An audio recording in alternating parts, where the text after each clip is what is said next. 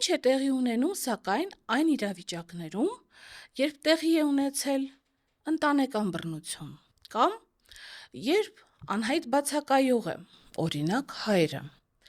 Այս պարագայում օրենսդիրը սահմանել է վերապահում եւ պարտադիր չէ այլևս դիմել հաշտարարության։ Միանգամից ապացուցելով այս հանգամանքները, դուք կարող եք դիմել դատարան եւ ձեր ամուսնալուծության գործընթացը իրականացնել դատական կարգով։ Ինչպես դատարանում, այնպես էլ հաշտարարության միջոցով կայացված հաշտության համաձայնությունը կարող է տարվել դատարան, եւ դատարանը ժողովրդի լեզվով ասած կնիքը դնելով վրան հաշտարարության արդյունքում ձեռք բերված հաշտության համաձայնությանը տա այն հավասարազոր ուժը, որը որ դուք կարող եք ստանալ նաեւ դատարանում սպառելով ձեր դատական պաշտպանության իրավունքը ստանալ